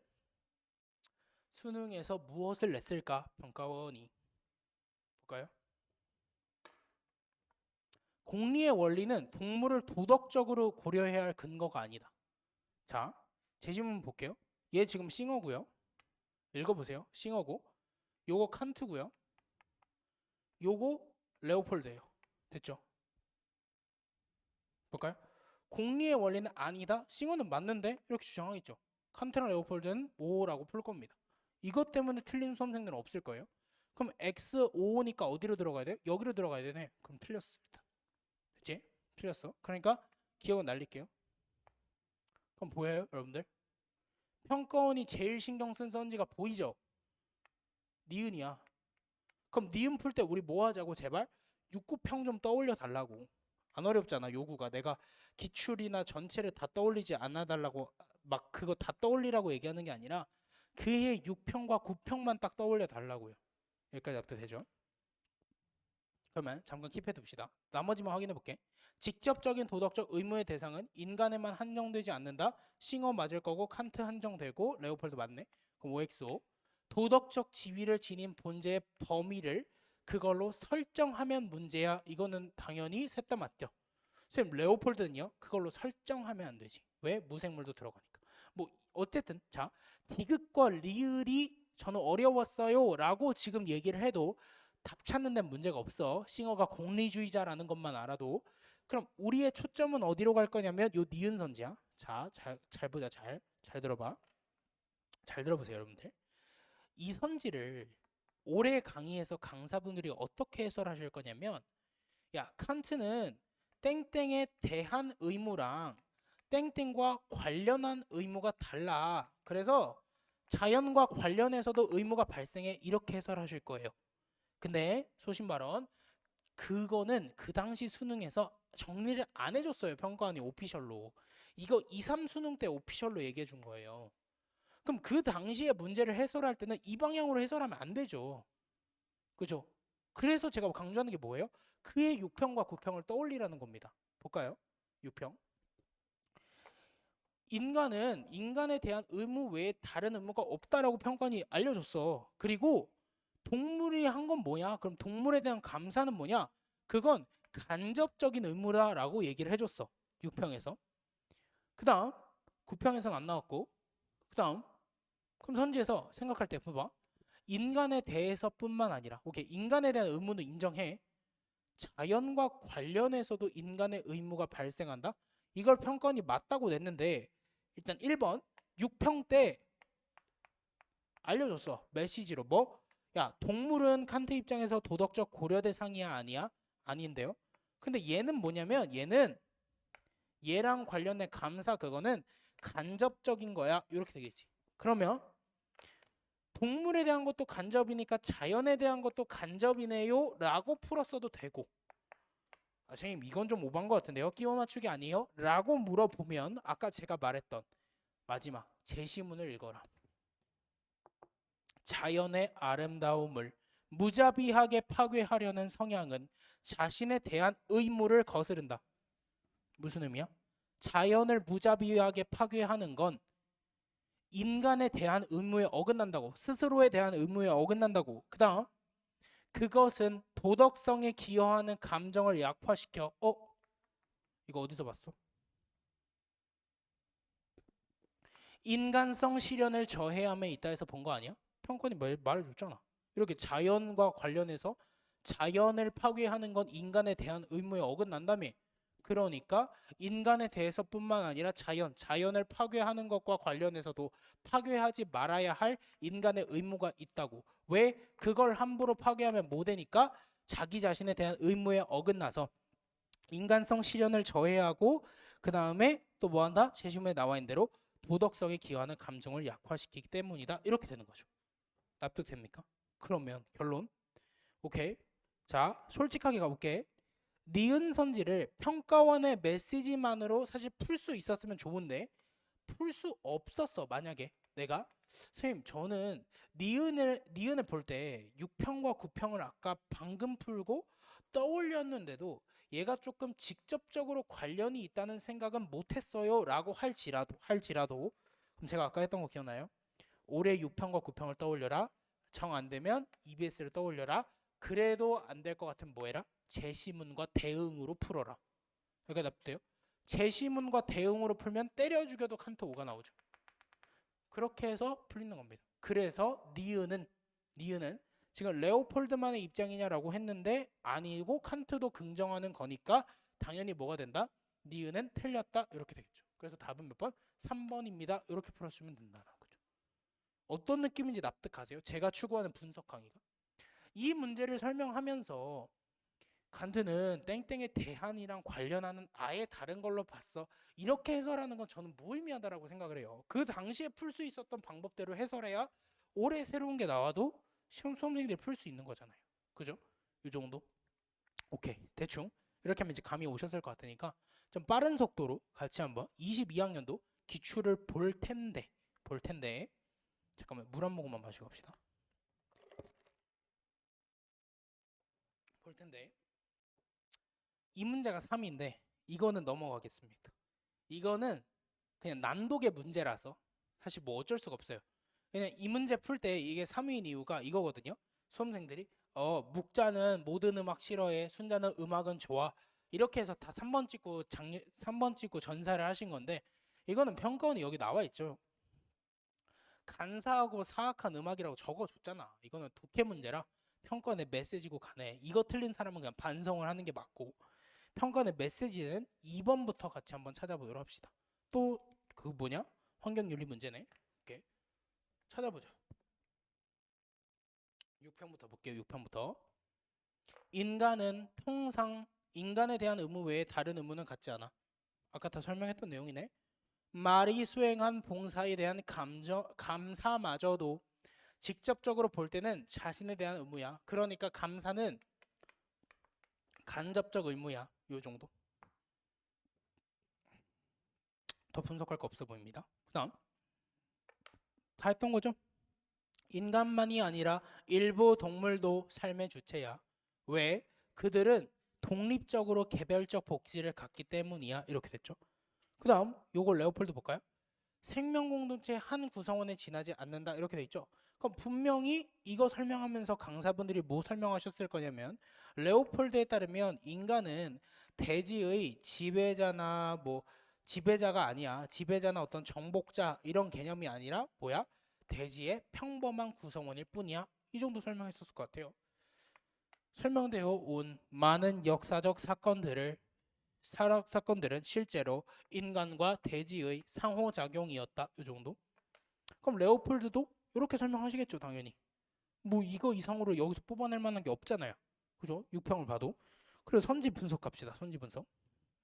인간 이외의 존재에게는 어떠한 가치도 부여되지 않는다. 아까 우리 여기다 적었던 거 기억나죠? 오케이? 만약에 그거를 이 문제 풀 때 몰랐어. 그래도 괜찮다고. 유평에서 틀려도 된다니까. 제발. 오케이? 이 문제를 통해 평가원이 주고 싶었던 메시지 뭐였어? 칸트의 입장에서 인간 이외의 존재는 일단 도덕적 고려 대상이 아닌데 그래도 뭐는 가질 수 있다고? 2번 가치에 해당하는 수단적 가치는 가질 수 있다고. 그러니까 이거 때려주기도 틀렸네. 이렇게 되겠죠. 그러면 당시에 일단 기억은 날릴게요. 오케이. 그 다음 니은 처음 나왔어요. 당시에. 괜찮다고 몰라도. 동물 종에 대한 직접적 의무. 이건 뭐예요? 여러분들 생각해 봐야 돼. 봐봐. 레건이건 칸트건 봐봐. 종이라는 건 어때? 뭔가 집단적인 개념 아니야?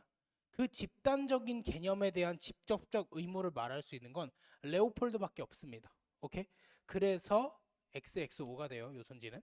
선생님 저는 종에 대한 의무가 뭔지 몰랐는데요. 괜찮다니까. 괜찮아. 요거 XXO라고 풀 수만 있으면 돼. 이제 와서. 되지? 살아있는 모든 존재를 존중해야 된다. 레오폴드 O, 칸트, 레건, X가 되겠죠. 인간만이 아니라 동물도 권리를 지닌 존재다. 레건 O, 레오폴드 O, 칸트, X가 되겠죠. 그러면 답은 몇 번이 됩니까? 답은 니은 아니니까 기니에서 답은 5번이 됐을 거예요. 당시. 됐죠? 아, 오케이. 좋습니다. 9평 볼게요. 9평. 똑같은 내용이야, 다. 갑, 칸트, 을, 이익평등 고려 원칙 나왔으니까 싱어, 병은 레오폴드입니다. 볼까요? 자연을 경제적 관점에서 이용하는 것이 허용될 수 있다. 레오폴드 맞고, 칸트 맞고, 싱어도 당연히 맞겠죠. 그리고 나서 이거 분석하면서 분명히 뭐 하셨을 거냐면 아까 기출문제 제시문을 떠올리셨을 겁니다. 그지? 대지를 경제적 관점뿐만 아니라 윤리적 관점, 심리적 관점에서도 보라고 했으니까 이용하는 것이 허용될 수는 있어. 이렇게 얘기하셨겠죠.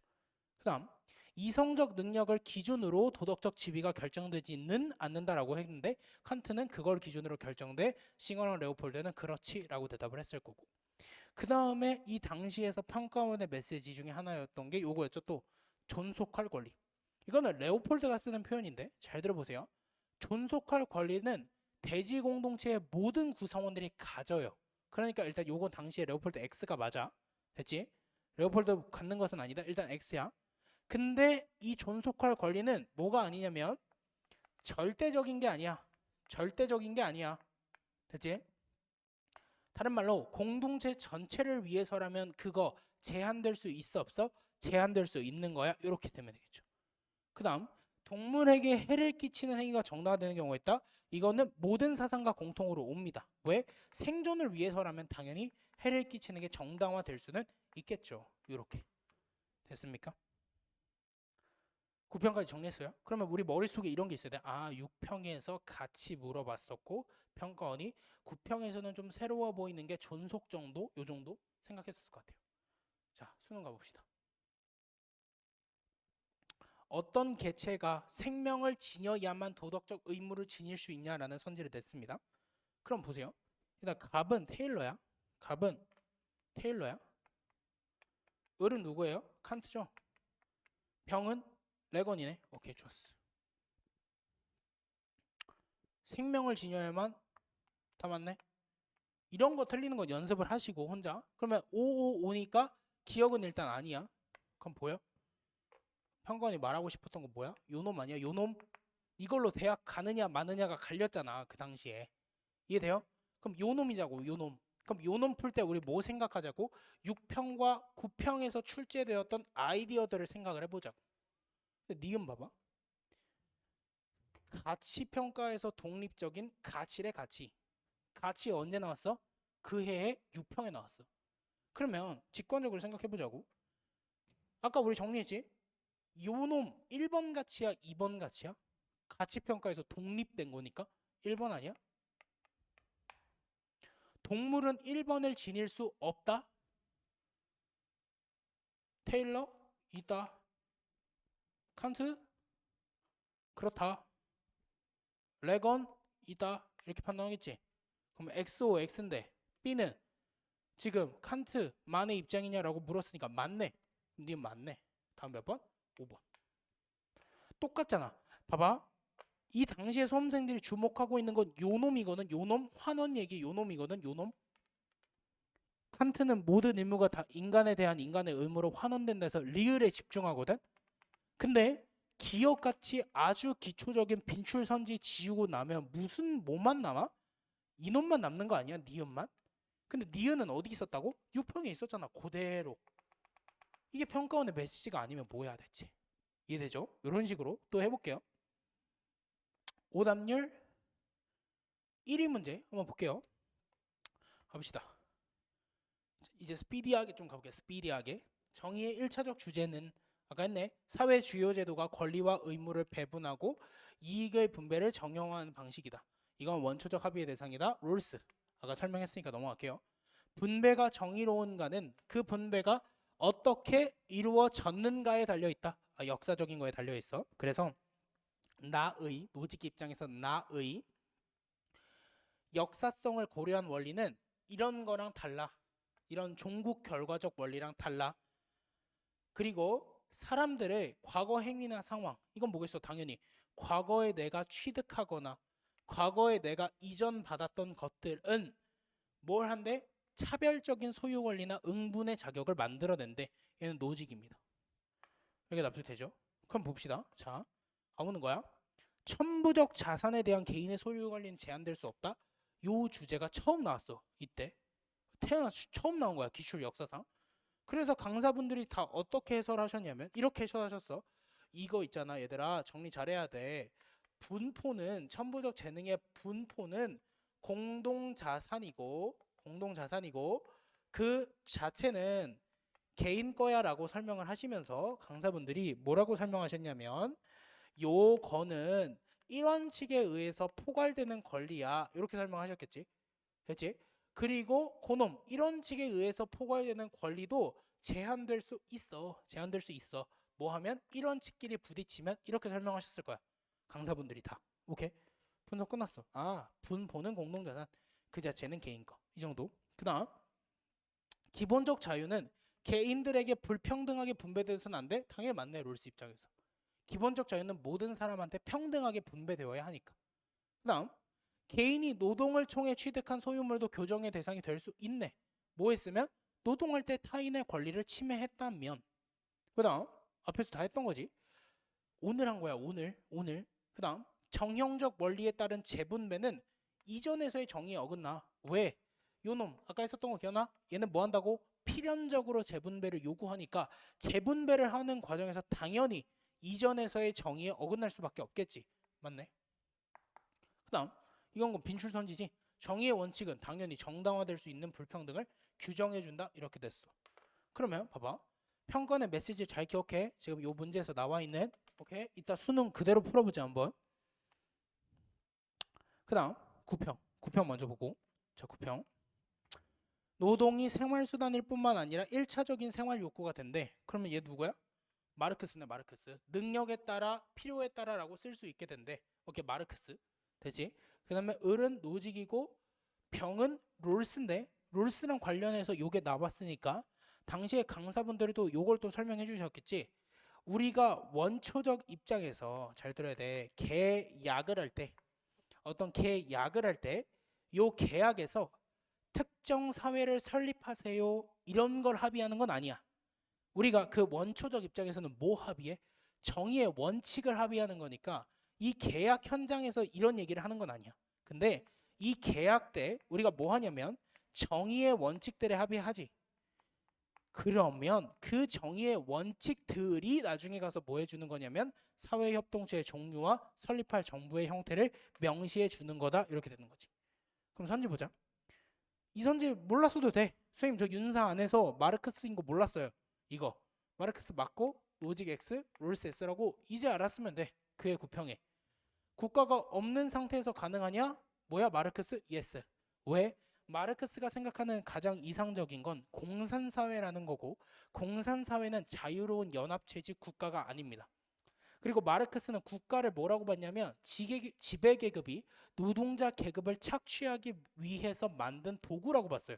그러니까 이건 OXX야. 됐지? 그 다음 이거 지겹지? 앞에서 두 번이나 봤어. X. 최소국가 개입할 수 있다고 없다고? 있다고. 그럼 이 선지랑 관련해서 당연히 강사분들이 뭐 설명하셨을까? 최소국가는 뭐해서 사람들을 보호하기 위한 느낌에서 개입할 수 있어. 이렇게 설명하셨겠지. 그 다음 재산에 대한 사적 소유권. 이거는 롤스 입장에서 뭐야? 기본적 권리 아니야? 그럼 그 차등적으로 분배되어야 돼? 아니지. 왜? 얘는 어떻게 분배돼야 돼? 평등하게. 모든 강사분들이 다 이렇게 푸셨을 것 같아. 됐지? 그러면 수능 가보자고. 이거거든. 봐보자. 수능 현장이니까 당연히 우리 뭐 정도 생각할 수 있을 것 같냐면, 아, 갑이 노직이고 을은 뭐 대충 롤스네? 요 정도 뽑아낼 수 있었을 것 같은데. 자, 가보자. 도덕적 공과에 따른 소유 권리의 불평등은 정의롭다. 이거 다 냈어. 그러면 봐봐.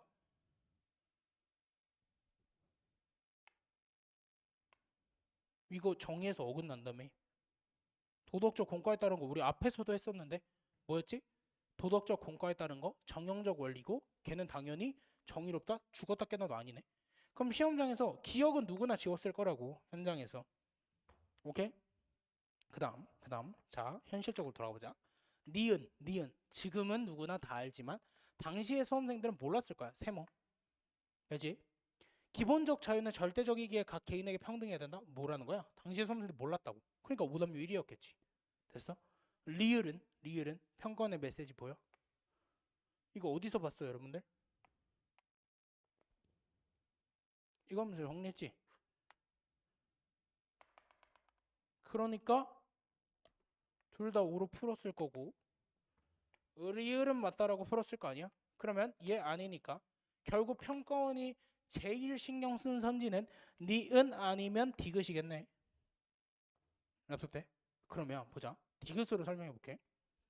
기본적 자유는 각 개인에게 평등해야 된다라는 내용이 어디에 있었냐면 그 해에 여기에 그대로 있었다. 오케이? 그리고 나서 강사분들이 다 어떻게 설명하셨냐면 요 놈이랑 요 놈을 설명하면서 이거는 여기 흔적 남아있는데 이런 칙에 의해서 포괄되는 권리다라는 것까지 설명하셨다고. 그리고 조금 더 나아가신 강사분들은 이런 칙도 제한될 수 있지라고 설명하셨으니까 수험생들이 절대적이지 않군 이렇게 풀어서 답은 니리 해서 4번을 찍었을 거라고. 선생님 오바 아니에요? 맞아. 그렇게 풀면 오바지. 자 뭐라 했죠? 선지가 남았어. 6평과 9평을 떠올렸는데 리을같이 명확히 뭔가 접점이 없어 보여. 그럼 뭐하라고? 제시문 돼요. 가보자. 기본적 자유들은 나와있네. 서로 상충할 수 있기에 조정되어야 된대. 조정되어야 된대. 근데 어떻게 절대적이야? 대응시켜서 풀면 되지. 그러면 디귿 때려주기도 아니네. 끝. 이렇게 푸는 거라고. 실전에서. 아, 6, 9평의 메시지를 떠올리고 뭐 하는 거야? 대응으로 푸는 거라고. 대응으로. 그래도 안 나오면 평가원의 메시지가. 을 볼까? 차등의 원칙은 모든 상황을 고려한 요거 상호 이익의 원칙, 호혜성을 표현한다. 왜? 최소 수혜자에게 이익, 최대 이익이 됨으로써 모든 사람에게 이익이 되니까. 요 정도 정리할 수 있을 것 같아요. 됐죠? 좋습니다. 오케이. 아, 결론은 계속 이거네. 기출, 분석, 6평, 9평 똑바로 해. 그 다음 수능 풀 때 빈출 선지는 지워. 그리고 선지가 남을 텐데 그 남는 선지 풀 때 제일 먼저 생각해야 되는 건 그 해의 6평, 9평에서 평가원이 뭐 알려줬지를 떠올리는 거야. 그래도 안 떠오르면 그때는 독해로 풀거나 EBS를 떠올려봐. 요 정도? 납득되죠? 충격. 오답률 1위 문항이 동양사상 문제. 자, 이거는 빠르게만 확인해 볼게. 봐봐. 이 문제도 야 이런 건 장냐 느낌이야 이렇게 해서라는 강사분들은 아무런 의미가 없어요. 다음에 이렇게 비슷한 거 나오면 어떻게 풀 건데. 그리고 그 당시에 수험생들이 이걸 어떻게 도출할 수 있는지를 설명을 안 해주시잖아요. 그죠? 이거 어떻게 풀어야 되냐 보세요. 일단 얘는 지금 장자예요. 그죠? 얘는 만물이 서로 독립하는 거 불교에서 아니고, 한번 멈춰놓고 보세요. 변하지 않는 자아도 아니고, 불교니까 하늘이 부여한 본성도 아니에요. 그죠? 그 얘는 유교야. 너무 공자야. 그러면 수험생들이 이거 다 왜 틀렸냐면 얘를 유교라고 생각해서 틀렸대. 장자인데 실제로. 여기까지 납득된다고. 그럼 수험생들이 이걸 어떻게 장자인지 알 수 있었냐에 대한 해결책을 줘야 수험생들이 다음 수능에서 맞출 수 있는 거 아니에요, 문제를? 그죠? 그 해결책 어딨냐? 여기 있어요.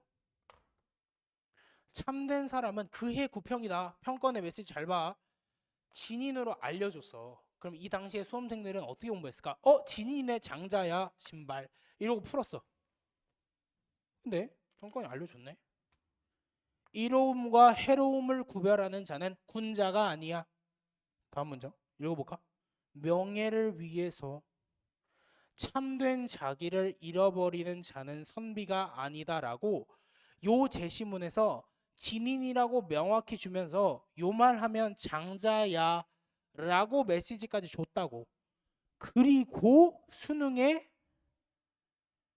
명성을 추구해서 참된 자기를 잃으면 선비가 아니야를 냈다고 그대로. 근데 수험생들이 다 유교로 푼다니까. 왜 그래? 평가원의 메시지를 떠올리지 않아서. 아니 똑같잖아. 아니 구평 제시문이랑 수능 제시문이랑 마지막 문장이 똑같잖아. 오케이? 끝. 평가원의 메시지 확인했으면 1위 문제도 전혀 문제가 없었겠죠. 됐죠? 오케이. 자, 그러면 좀 더 스피디하게 볼게요. 스피디하게. 자, 이제 수능부터 한번 봅시다. 수능부터. 일단 자 보세요. 자, 이게 오답률 2위 문제거든요. 자, 이거 보세요. 일단 능력에 따른 분배는 정의 원칙에 어긋날 수 있다. 오케이, 둘 다 맞아. 때려 죽여도 맞아. 그지? 빈출선지. 그러면 리을 없는 거 날려. 노동을 투여하지 않고 취득한 소유물에 대한 소유 권리 성립할 수 있다. 노직 겁나 있지. 빈출선지. 맞네. 그럼 디귿 맞아. 그러면은 디귿 없는 거 날려. 끝났네. 선지. 기억으로 변별돼. 기억으로 우리 지금 대학 가느냐 마느냐가 결정되는 거야. 가보자. 최소 수혜자에게 이익이 되지 않는 한 소득은 평등하게 분배되어야 한다. 이런 걸 냈어. 자, 그럼 봐봐 얘들아. 자, 이거 한번 집 가서 한번 찾아보세요. 인간 강사들이 다 어떻게 설명하냐면 이렇게 설명하세요. 야, 그때 EBS에 뭐가 있었냐? 이런 거 있었다. 모든 사회적 가치는 최소 수혜자에게 이익이 되지 않는 한 평등하게 분배되어야 해 라는 내용이 EBS에 있었대. 그래서 풀면 된대. 이렇게 설명해요. 근데 이 질문에는 어떻게 대답할 거야? 소득이 사회적 가치인지 몰랐어요. 당시에 이거 가르치는 사람 많이 없었거든. 나 확실히 기억하는데. 이거인지 몰랐어요 라고 대답하면 어떻게 풀어야 돼? 그렇다고 이 사회적 가치의 리스트를 평가원이 교과서나 기출문제에서 제시한 적이 있느냐? No. 오케이? 그럼 평가원의 입장에서도 충분히 납득 갈 만한 거 아니야? 납득 가능한 의문 아니야? 내가 소득이 사회적 가치인 걸 몰랐대. 그 해 EBS를 풀었어도. 여기까지 제 말 무슨 말인지 납득돼요? 가볼게. 이거 봐.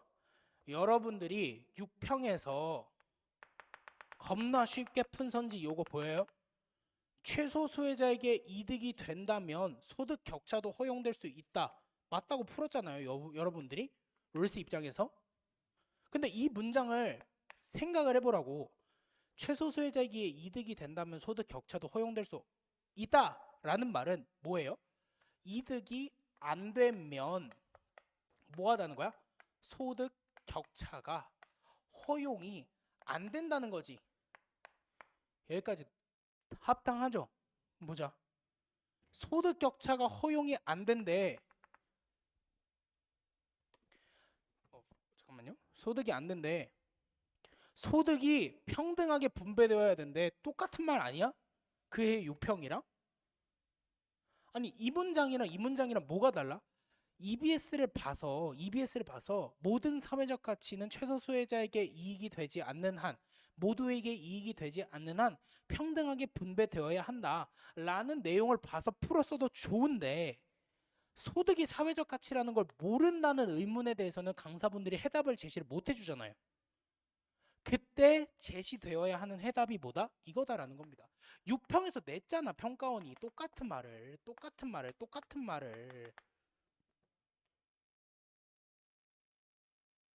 그러니까 이건 당연히 맞는 선지가 되는 거가 되겠죠.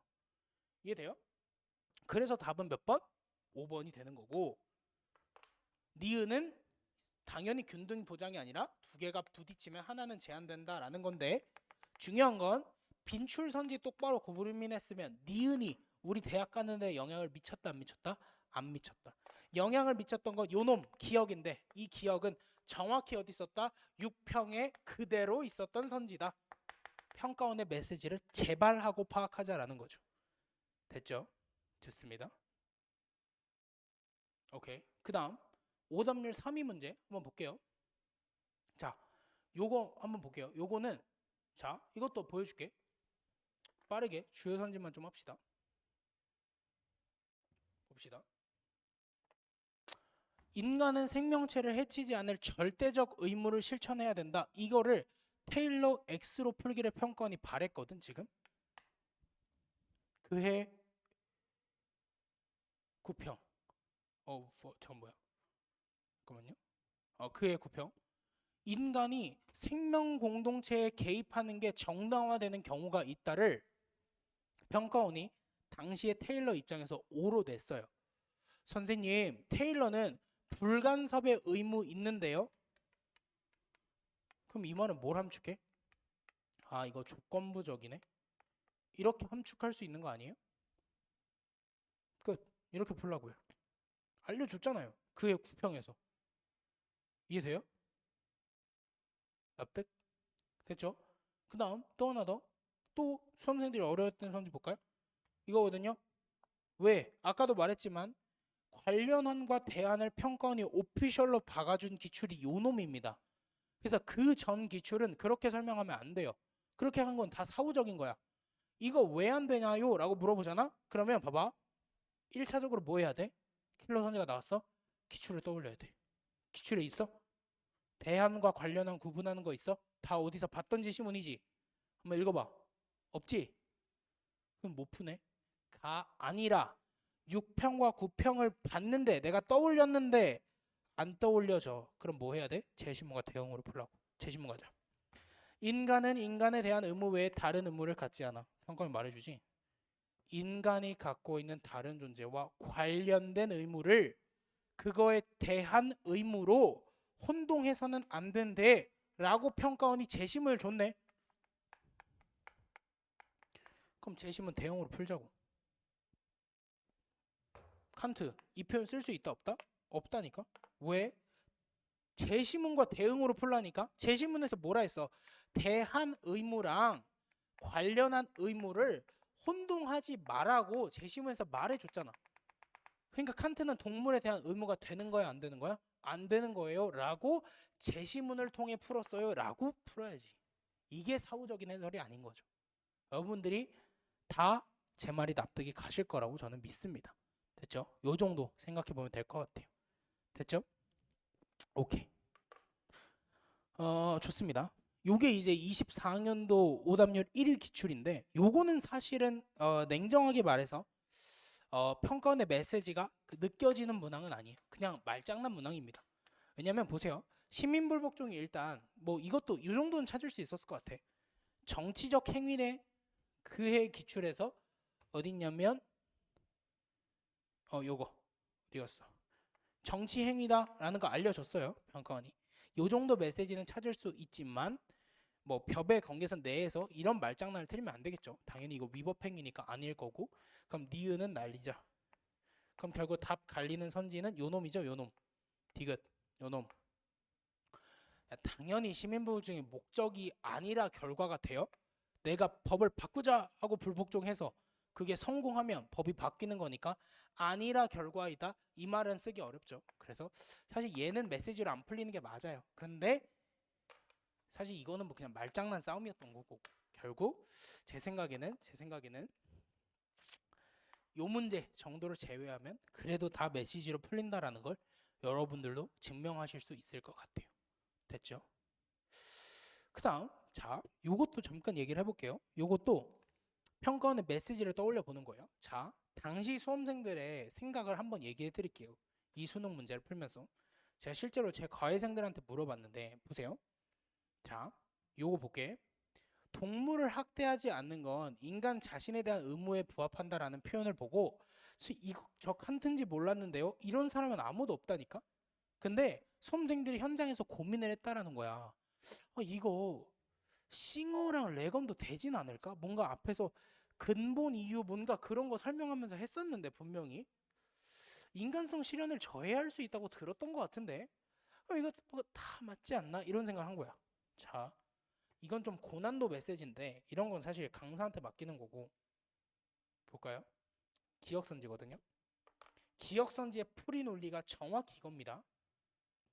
해악금지의 의무를 주장한 사람은 그해 6평에서 나온 테일러, 칸트, 레오폴드 중에서 테일러밖에 없습니다. 이게 평가의 논리예요.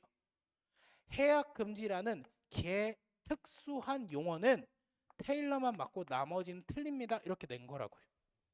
이게 당시 그 해에 평가문이 보여줬던 정답 선지의 구성 방식이에요. 헷갈릴 수 있죠. 이 표현 보고 이 생각해야지. 그의 6평의 평가원이 어떻게 정답 구성했지? 자신에 대한 의무라는 건 우리가 뭐야? 인간성 실현 저해 이 정도 수준이 아니라는 거 알겠어요? 칸트의 입장에서 뭐야? 개특수한 표현이지. 인간성 실현을 저해야 하기 때문에 그게 잘못된 거라고 얘기하는 칸트의 입장에서 개특수한 표현이잖아. 그러니까 이건 뭐야? 칸트만 맞군요. 이렇게 풀리길 바랬던 거죠. 이해돼요? 그 다음 뭐 또 하나 더 확인해 볼까? 본질적으로 우월하지 않다. 이 표현 그의 구평 볼게. 본질적으로 우월한 존재라고 할 수 없다. 똑같은 논리 아닐까? 그러니까 기출문제를 풀면서 막 수능 현장에서 막 이런 생각했다가 저런 생각했다 하면 기준이 없잖아요. 그 기준이 없으면 무슨 문제가 발생할 수 있어? 흔들릴 수밖에 없다니까 현장에서. 인생을 걸고 보는 시험인데. 그래서 제가 계속 얘기하는 게 마지막으로 얘기합니다. 오늘 빈출 선지를 지우고 선지가 남았을 때 6평과 9평을 떠올려라. 그게 선지의 내용이어도 좋고 제시문 내용이어도 좋고 아니면 선지의 정답 구성 방식이어도 좋다. 선지의 느낌을 기억해라. 무조건 대응되게 돼 있다. 근데 잘 안 보인다? 그러면 제시문 대응으로 풀거나 아니면 EBS를 떠올려라. 이 정도. 이게 일관된 행동 영역입니다. 그래서 이렇게 문제풀이를 연습하셔야 돼요. 결국. 이해되죠? 오케이. 여기까지 될 것 같아요. 그럼 마지막입니다. 오늘 마지막. 볼게요.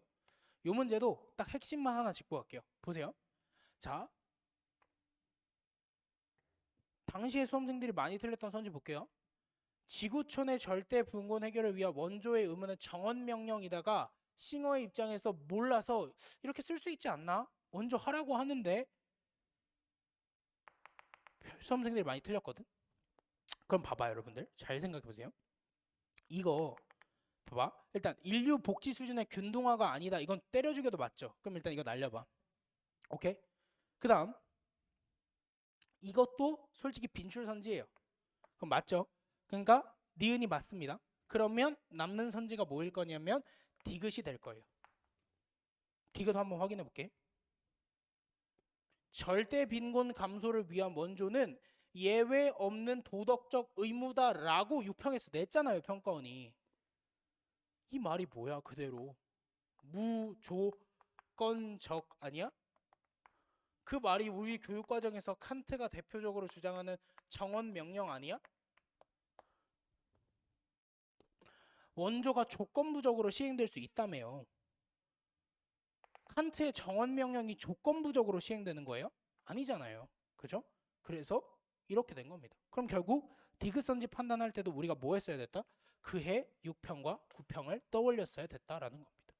이해됐죠? 여기까지가 될 거고 뒤에 사실 이렇게 독해가 중요했던 문항들을 준비해 오긴 했는데 요거는 제가 형광펜 다 쳐놨으니까 한번 읽어보시면서 아 평가원이 이 정도로 독해 1대1 대응에 신경 쓰는구나 라고 생각을 해주시면 될 것 같고 오늘 일단 수업은 여기까지인데 아무튼 제가 강조하고 싶은 건 사후적인 해설 강의를 믿지 마라. 수능 끝나고 우리 해설 강의 들을 거 아니잖아요.